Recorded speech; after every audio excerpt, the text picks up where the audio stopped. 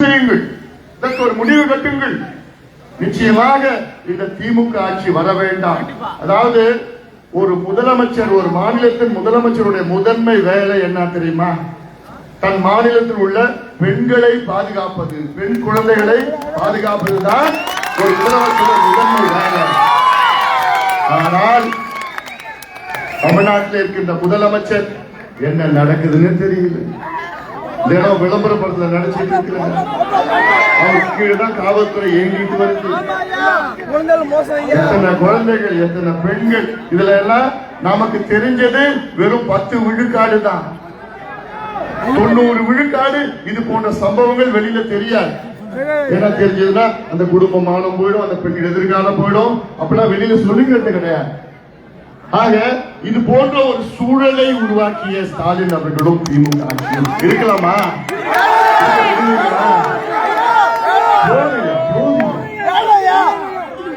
ஆட்சினா என்னன்னு தெரியும், நிர்வாகம்னா என்னன்னு தெரியும். அதாவது இந்த மாவட்டம், கடலூர் மாவட்டம், இதுவரைக்கும் என்னுடைய அரசியல் வாழ்க்கையில கிட்டத்தட்ட 29-30 ஆண்டு காலம் நான் பொது வாழ்க்கையில் ஈடுபட்டிருக்கிறேன். அதிக போராட்டம் செய்தது இந்த கடலூர் மாவட்டம்.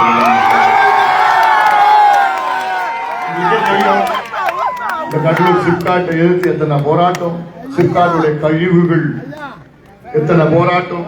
சிப்காட்ல இப்போ நிலம் கையகப்படுத்த, விவசாய நிலத்தை கையகப்படுத்த எதிர்த்து போராட்டம். என்எல்சி போராட்டத்தை பத்தி நான் சொல்லவே வேண்டாம். அந்த வஜ்ரா வந்தது போராட்டம்.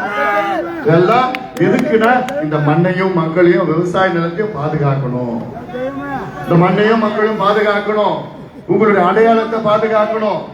இந்த அன்புமணி ராமதாஸ் மட்டும் இல்லைன்னா இந்நேரம் என்எல்சி இந்த விவசாய நிலத்தை அத்தனையும் பிடிக்க எடுத்துட்டு இருப்பாங்க. நம்ம தான் தடுத்து நிறுத்தி இருக்கிறோம். ஆனா இது யார் செஞ்சிருக்கணும்? இந்த தொகுதியில் உள்ள அமைச்சர் செஞ்சிருக்கணும். அதுவும் வேளாண் துறை அமைச்சர் செஞ்சிருக்கணும். இந்த தொகுதி எம்எல்ஏ செஞ்சிருக்கணும். ஆனா அவர் என்ன சொன்னாரு, என்ன செஞ்சாரு? இந்த தொகுதியில் உள்ள வேளாண் துறை அமைச்சர் என்எல்சிக்கு நம்பர் 1 புரோக்கர். என்எல்சிக்கு புரோக்கரா வேலை செய்யறாரு அமைச்சரா இருக்கிறதுல. எம்எல்ஏக்கள் தகுதி கிடையாது. வேலை என்ன? அவங்க வேலை என்ன? உங்களுக்கு வேலை விவசாய நிலத்தை பாருங்க. கடந்த ஆண்டு தமிழ்நாட்டுடைய விவசாய வளர்ச்சி -1.8 கடந்த ஆண்டுக்கு முந்தைய ஆண்டு தமிழ்நாட்டுடைய வேளாண் வளர்ச்சி -3.6 மைனஸ்ல போயிட்டு இருக்கு. ஒண்ணுமே விவசாயத்துக்கு தனி பட்ஜெட்டை போடணும்னு சொன்னது யாரு? பாட்டாளி மக்கள். நாங்கதாயா 18-19 வருஷமா சொல்லி எங்களை பார்த்து காப்பி அடிச்சு அப்புறம் தான் நீங்க போட்டீங்க. சரி, பட்ஜெட்டை போட்டேன். அதுல எவ்வளவு ஒதுக்கீடு செஞ்சீங்க? எவ்வளவு தெரியுமா?